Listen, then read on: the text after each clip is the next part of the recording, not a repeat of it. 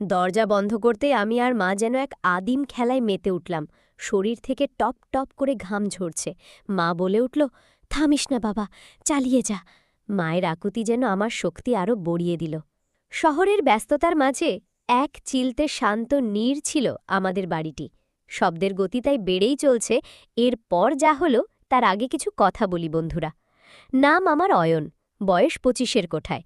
বাবা সরকারি চাকুরে ছিলেন, তাই অভাব শব্দটা আমাদের অভিধানে কখনো সেভাবে জায়গা পায়নি। মাস ৬ আগে বাবার আকস্মিক প্রয়াণ আমাদের সাজানো গোছানো সংসারটাকে ওলটপালট করে দিয়েছিল। বাবা যখন ছিলেন তখন আমি নিজের খেয়ালে চলতাম। ছোটখাটো একটা বেসরকারি অফিসে কাজ করি। দিনের বাকি সময়টা বন্ধুদের সাথে আড্ডা আর ইউটিউবে ভিডিও দেখে কেটে যেত। বাড়ির ভেতরটা মা সামলাতেন, আর বাইরের যাবতীয় কাজ বাবা। আমি ছিলাম অনেকটা দায়িত্বহীন এক রাজপুত্রের মতো। বাবার মৃত্যুর পর মা অনেকটা ভেঙে পড়েছিলেন। আমার মায়ের নাম সুমনা, বয়স ৪২ বছর, কিন্তু দেখলে বোঝা যায় না যে তার বয়স ৪০ পার হয়েছে। পরিপাটি স্বভাব আর শান্ত চেহারার মা যেন শোকটাকে পাথরের মতো বুকে চেপে রেখেছিলেন। বাবার রেখে যাওয়া পেনশনের টাকা আর জমানো কিছু সঞ্চয় আমাদের দিন চলে যাচ্ছিল ঠিকই, কিন্তু মানুষটার অভাব প্রতি পদে অনুভব করতাম আমরা দুজনেই। বাবার চলে যাওয়ার প্রথম ১ মাস মা কোনো কিছু বলেননি। ঘরের কাজ, রান্নাবান্না, বাইরের বাজার সবই তিনি নীরবে করে যাচ্ছিলেন। আমি আমার অফিসের কাজ আর নিজের জগৎ নিয়ে এতটাই মশগুল ছিলাম যে খেয়ালই করিনি মা কতটা হিমশিম খাচ্ছেন। একদিন সন্ধ্যায় অফিস থেকে ফিরে আমি যথারীতি ক্লান্ত হয়ে সোফায় শুয়ে পড়লাম। মা চা দিতে এসে হঠাৎ ফেটে পড়লেন। তার চোখে জ্বর, কিন্তু কণ্ঠে ছিল প্রচণ্ড রাগ। তিনি বললেন, অয়ন, তোর বাবা চলে যাওয়ার পর তুই কি ভেবেছিস এই বাড়িটা আর সংসারটা এমনি এমনি চলবে? তুই এখন এই বাড়ির বড় পুরুষ, অথচ তোর কোনো দায়িত্ববোধ নেই। আমি কি সারা জীবন একাই সব টানব? মায়ের সেই রূপ আমি আগে কখনো দেখিনি। আমার মনে হলো আমি সত্যিই স্বার্থপর হয়ে উঠেছি। সেই রাতের পর থেকে আমি নিজেকে বদলানোর চেষ্টা শুরু করলাম। বাইরের বাজার করা, ইলেকট্রিক বিল দেওয়া, ব্যাংকের কাজ সবই আমি নিজের কাঁধে তুলে নিলাম। মা ধীরে ধীরে শান্ত হলেন। আমাদের মা ছেলের সম্পর্কের মাঝে এক অদ্ভুত নীরবতা বিরাজ করত, যা ছিল শ্রদ্ধার এবং কিছুটা দূরত্বের। দিনগুলো স্বাভাবিক ছন্দেই কাটছিল। অফিসের কাজ শেষে আমি এখন তাড়াতাড়ি বাড়ি ফিরি। একদিন অফিসের একটা মিটিং ক্যান্সেল হওয়ায় আমি দুপুর গড়াতেই বাড়ি চলে এলাম। কলিং বেল টিপলাম কয়েকবার, কিন্তু মা দরজা খুললেন না। আমি ভাবলাম মা হয়তো ঘুমোচ্ছেন বা ছাদে আছেন। নিজের কাছে থাকা বাড়তি চাবি দিয়ে দরজা খুলে ভেতরে ঢুকলাম। ড্রয়িং রুমে ব্যাগ রেখে নিজের ঘরের দিকে যেতেই বাথরুম থেকে পানির শব্দ কামে এলো। মা হয়তো গোসল করছেন। আমি আমার ঘরে গিয়ে কাপড় পাল্টে ফ্রেশ হলাম। কিছুক্ষণ পর পানির শব্দ থেমে গেল। আমি আলমারি থেকে একটা ফাইল নেওয়ার জন্য ড্রয়িং রুমের দিকে যাচ্ছিলাম। এমন সময় চোখে পড়ল মায়ের ঘরের দরজাটা সামান্য ফাঁকা আছে। মা সাধারণত দরজা বন্ধ করেই পোশাক পরিবর্তন করেন, কিন্তু আজ হয়তো ভুলবশত লক করা হয়নি। অনিচ্ছা সত্ত্বেও সেই ফাঁক দিয়ে আমার নজর ভেতরে চলে গেল। মা ভেজা চুলে আয়নার সামনে দাঁড়িয়েছিলেন। তার পরনে তখনও কোনো শাড়ি ছিল না, শুধু একটি পাতলা সুতির কাপড় জড়িয়ে রাখা ছিল। শাওয়ারের পানিতে ভিজে সেই কাপড়টা তার শরীরের সাথে লেপ্টে ছিল। ভেজা চুলে জলের বিন্দুগুলো তার পিঠ বেয়ে গড়িয়ে পড়ছিল। সেই মুহূর্তে মাকে যেন কোনো অপরিচিত নারী মনে হলো আমার কাছে। তার শান্ত সৌন্দর্য আর শারীরিক গঠন আমাকে এক মুহূর্তের জন্য স্তম্ভিত করে দিল। আমি বুঝতে পারলাম মা শুধু আমার মা নন, তিনিও একজন নারী। আমি দ্রুত নিজের দৃষ্টি সরিয়ে নিলাম এবং জোরে গলা পরিষ্কার করে ডাক দিলাম, মা, আমি বাড়ি এসেছি। মা কিছুটা চমকে গিয়ে দ্রুত নিজেকে সামলে নিলেন এবং দরজা পুরোপুরি বন্ধ করে দিলেন। কয়েক মিনিট পর তিনি ঘর থেকে বেরিয়ে এলেন, তার চোখ মুখে এক ধরনের অস্বস্তি। আমি স্বাভাবিক থাকার ভান করলাম এবং বাজারের ব্যাগটা রান্নাঘরে রেখে নিজের ঘরে চলে এলাম। সেই দিনের সেই দৃশ্যটি আমার মনের মণিকঠায় গেঁথে গেল। আমি হাজার চেষ্টা করেও সেই ছবিটা মন থেকে মুছতে পারছিলাম না। রাতের বেলা যখন বিছানায় শুতাম তখন বারবার মনে হতো বাবার অবর্তমানে মা কতটা একাকী। আমাদের সমাজের চোখে বিধবা মা মানেই তার সব আশা আকাঙ্ক্ষা শেষ, কিন্তু বাস্তবে তো তা নয়। আমি লক্ষ্য করতে শুরু করলাম মা কতটা যত্নে সংসারটা গুছিয়ে রাখেন। একদিন রাতে আমরা দুজনে বসে একটা সিনেমা দেখছিলাম। সিনেমাটি ছিল একটি জটিল সম্পর্কের গল্প নিয়ে। সেখানে কিছু রোম্যান্টিক দৃশ্য ছিল। আমি আর চোখে মায়ের দিকে তাকালাম। দেখলাম মা খুব মনোযোগ দিয়ে দেখছেন, কিন্তু তার শ্বাস-প্রশ্বাস কিছুটা ভারী হয়ে যাচ্ছে। সিনেমার সেই আবহ আমাদের দুজনের মাঝেই এক ধরনের অদৃশ্য উত্তেজনা তৈরি করছিল। সিনেমা শেষ হওয়ার পর আমরা খুব একটা কথা না বলে যে যার ঘরে চলে গেলাম, কিন্তু সেই রাতে আমার চোখে ঘুম আসলো না। আমার মাথায় তখন কেবল একটিই চিন্তা, আমি এখন এই বাড়ির কর্তা আর মা হলেন এই বাড়ির রানী। আমাদের এই দুজনের নির্জন প্রবাসে আমরাই একে অপরের সব। পরের কয়েকদিন আমি এক অদ্ভুত ঘোরের মধ্যে কাটালাম। আমি খেয়াল করলাম মা আগের চেয়ে একটু বেশি পরিপাটি হয়ে থাকছেন। হয়তো এটা আমার মনের ভুল, অথবা মাও কোনো পরিবর্তনের ইঙ্গিত দিচ্ছেন। আমি নিজেকে বোঝাতে লাগলাম যে যদি আমরা একে অপরের সান্নিধ্যে সুখে থাকি, তাহলে সমাজের নিয়ম কেন আমাদের আটকে রাখবে। এক গভীর রাতে আমার পরিকল্পনা চূড়ান্ত করলাম। ঘড়িতে তখন রাত 1:30। পুরো বাড়ি নিঝুম। আমি জানি মা এখন গভীর ঘুমে আচ্ছন্ন।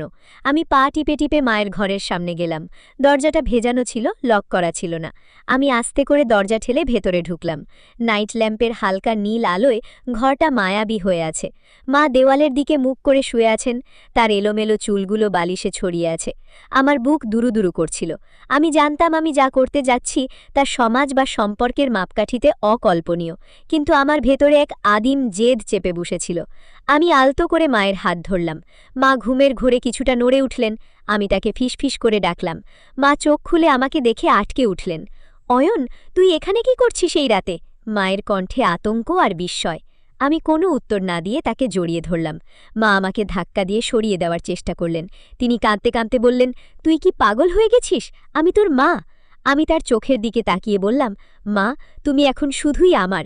এই বাড়িতে আমিই কর্তা, আর আমি চাই তুমি আমার সঙ্গিনী হয়ে থাকো। এই সম্পর্কের কথা বাইরের কেউ জানবে না। মা অনেকক্ষণ প্রতিবাদ করলেন, কান্নাকাটি করলেন, কিন্তু আমার জেদ আর শক্তির সামনে তিনি ধীরে ধীরে নতি স্বীকার করলেন। সেই রাতে আমাদের মধ্যেকার সব সামাজিক দেওয়াল ভেঙে চুরমার হয়ে গেল। আমি অনুভব করলাম মায়ের তপ্ত নিঃশ্বাস আর তার শরীরের কম্পন।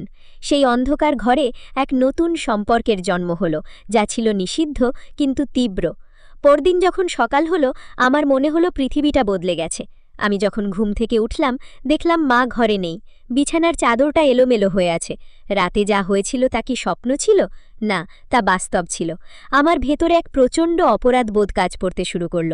আমি ভাবছিলাম, মায়ের মুখোমুখি হব কেমন করে। সারাদিন আমি নিজের ঘর থেকে বেরোলাম না। মাও আমাকে ডাকলেন না। দুপুরের দিকে তিনি দরজায় টোকা দিয়ে বললেন, খাবার ঢাকা দেওয়া আছে। আমি যখন খাবার টেবিলে গেলাম, দেখলাম মা নেই। তিনি হয়তো অন্য ঘরে নিজেকে লুকিয়ে রেখেছেন। আমরা একে অপরকে এড়িয়ে চলতে শুরু করলাম। কয়েকদিন এই নীরবতা চলল। অফিসে গেলেও আমার মন পড়ে থাকত বাড়িতে। আমি ভাবতাম, মা কি আমাকে ঘৃণা করছেন, নাকি তিনি নিজেও এক অদ্ভুত দোটানায় আছেন। প্রায় 1 মাস এভাবে কাটার পর আমি সিদ্ধান্ত নিলাম যে আমাদের কথা বলা উচিত। একদিন রাতে ডিনার করার সময় আমি মায়ের হাতটা ধরলাম। মা কেঁপে উঠলেন, কিন্তু হাত সরিয়ে নিলেন না। আমি বললাম, মা, আমি যা করেছি তার জন্য আমি দুঃখিত নই। আমি তোমাকে ভালোবাসি এবং আজীবন আগলে রাখতে চাই। মা তখন ঝরঝর করে কেঁদে ফেললেন। তিনি বললেন, অয়ন, আমি জানি না এটা ঠিক না ভুল, কিন্তু তোর বাবার যাওয়ার পর আমি খুব একা হয়ে পড়েছিলাম। তুই যখন আমার দায়িত্ব নিলি, আমার খুব ভালো লেগেছিল, কিন্তু এই সম্পর্কটা। আমি তাকে থামিয়ে দিয়ে বললাম, সমাজ কি বলল তাতে আমাদের কিচ্ছু যায় আসে না। আমরা এই 4 দেয়ালের মাঝে সুখী হব। সেই দিন থেকে আমাদের জীবনে এক নতুন অধ্যায় শুরু হলো। দিনের আলোয় আমরা মা এবং ছেলে, কিন্তু সূর্যের আলো নিভে গেলেই আমরা একে অপরের স্বামী স্ত্রী। মা এখন নিজের জন্য শাড়ি কেনেন, চুলে ফুল লাগান। আমি অফিস থেকে ফেরার সময় তার জন্য তার প্রিয় খাবার বা উপহার নিয়ে আসি। আমাদের এই গোপন পৃথিবীটা যেন এক স্বর্গ হয়ে উঠল। আমাদের গোপনীয়তার চাদরে ঢাকা এই নতুন জীবনটা ছিল এক অদ্ভুত রোমাঞ্চে ভরা। দিনের বেলা যখন বাইরের রোদের আলো জানালা দিয়ে আমাদের ড্রয়িং রুমে এসে পড়ত, তখন আমরা পৃথিবীর আর 10টা সাধারণ মা ছেলের মতোই আচরণ করতাম। মা রান্নাঘরে ব্যস্ত থাকতেন, আমি অফিসের জন্য তৈরি হতাম। আমাদের কথায় তখন কোনো আতিশয্য থাকত না, কেবল ঘরোয়া দায়িত্বের আলাপ। কিন্তু বিকেল গড়িয়ে সন্ধ্যা নামলেই আমাদের ঘরের পরিবেশ বদলে যেত। এক অদৃশ্য সম্মোহনে আমরা দুজনেই একে অপরের আরও কাছে চলে আসতাম। আমি লক্ষ্য করলাম, মা আগের চেয়ে অনেক বেশি প্রফুল্ল থাকছেন। তার চোখে মুখে এখন আর সেই বিষণ্ণতা নেই যা বাবার মৃত্যুর পর স্থায়ী আসন গেড়েছিল। তিনি এখন নিজের প্রতি যত্ন নিচ্ছেন। আমি যখন অফিস থেকে ফিরে কলিং বেল টিপি, মা দরজা খোলার সময় তার মুখে যে লাজুক হাসিটা ফুটে ওঠে তা আমাকে মুগ্ধ করে। আমি বুঝতে পারলাম, নারী হিসেবে মা তার প্রাপ্য সম্মান এবং ভালোবাসা ফিরে পেয়েছেন, যা তাকে নতুনভাবে বাঁচার প্রেরণা দিচ্ছে। আমাদের এই সম্পর্কের সবচেয়ে বড় চ্যালেঞ্জ ছিল প্রতিবেশীদের নজর। আমরা মধ্যবিত্ত পাড়ায় থাকি, যেখানে মানুষের চোখের আড়ালে কিছুই থাকে না, তাই আমাদের খুব সতর্ক থাকতে হতো। মা মাঝে মাঝে তার বান্ধবীদের সাথে আড্ডা দিতে যেতেন বা পাশের বাড়ির মাসিমার সাথে কথা বলতেন, যাতে কেউ সন্দেহ না করে। আমিও বাইরে বন্ধুদের সাথে আড্ডা দিতাম এবং স্বাভাবিক থাকার ভান করতাম। একদিন অফিসের একটি কাজে আমাকে ঢাকার বাইরে ৩ দিনের জন্য যেতে হলো। যাওয়ার সময় মায়ের মুখটা খুব ভার হয়েছিল। তিনি যেন এক মুহূর্তের জন্য আমাকে চোখের আড়াল করতে চাচ্ছিলেন না। আমি তাকে আশ্বস্ত করলাম যে আমি খুব দ্রুতই ফিরে আসব। সেই ৩ দিন আমার কাছে ৩ বছরের মতো মনে হয়েছিল। প্রতি রাতে আমরা ফোনে দীর্ঘক্ষণ কথা বলতাম। মা বলতেন, অয়ন, তুই ছাড়া এই বড় বাড়িটা যেন আমাকে গিলে খাচ্ছে, তাড়াতাড়ি ফিরে আয়। ৩ দিন পর যখন আমি বাড়ি ফিরলাম, তখন সন্ধ্যা হয়ে গেছে। কলিং বেল টিপতেই মা দরজা খুললেন, কিন্তু তাকে দেখে আমি স্তব্ধ হয়ে গেলাম। মা একটি গাঢ় নীল জামদানি শাড়ি পরেছেন, চুলে বেলি ফুলের মালা জড়িয়েছেন, আর কপালে একটি বড় লাল টিপ। বিধবা হওয়ার পর মা কখনো ফুল বা টিপ ব্যবহার করেননি। তাকে এতটাই অপূর্ব লাগছিল যে আমি এক মুহূর্তের জন্য ভুলে গেলাম আমি দরজায় দাঁড়িয়ে আছি। আমি ঘরে ঢোকে ব্যাগটা রাখতেই মা আমাকে জড়িয়ে ধরলেন। তিনি বললেন, তোর জন্য অনেক কিছু রান্না করেছি আজ। আমি হাসলাম এবং তাকে আমার আনা উপহারটা দিলাম। আমি তার জন্য একটি সোনার চেন নিয়ে এসেছিলাম। মা সেটা দেখে শিশুদের মতো খুশি হলেন। সেই রাতে খাবারের টেবিলের পরিবেশ ছিল এক নবদম্পতির মতো। মোমবাতির আলোয় আমরা ডিনার করলাম। মা আমাকে বললেন, অয়ন, আমি ঠিক করেছি এখন থেকে আমি আর সমাজের ভয়ে নিজেকে গুটিয়ে রাখব না। ঘরের ভেতরে আমি তোর সব ইচ্ছাই পূরণ করব। আমাদের এই সুখের দিনগুলো আরও কয়েক মাস এভাবেই কাটল। কিন্তু প্রকৃতির নিয়ম হয়তো ভিন্ন কিছু লিখে রেখেছিল।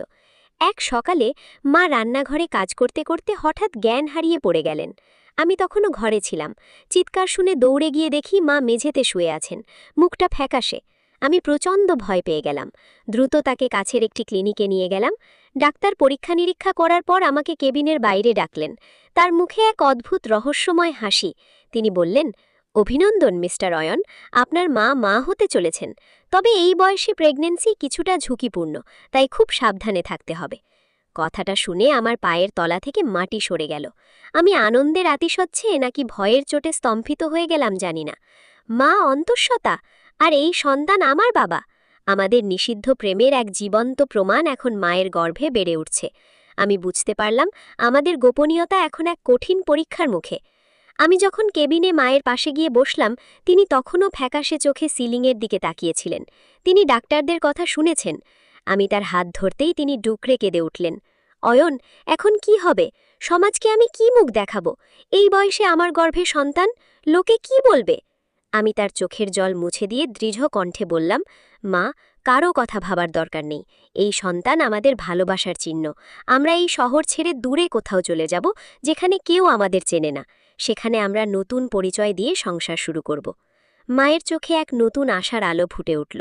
তিনি আমার বুকে মাথা রেখে শান্ত হলেন। আমরা সিদ্ধান্ত নিলাম এই বাড়িটা বিক্রি করে দেব এবং অন্য কোনো বড় শহরে গিয়ে বাসা ভাড়া নেব। সেখানে আমি এবং মা স্বামী স্ত্রীর পরিচয় দিয়ে থাকব। আমাদের বয়স নিয়ে হয়তো কেউ প্রশ্ন করবে না, কারণ বর্তমান যুগে অসমবয়সী বিবাহ খুব একটা অস্বাভাবিক নয়। পরের কয়েক মাস ছিল আমাদের জন্য খুব ব্যস্ততার।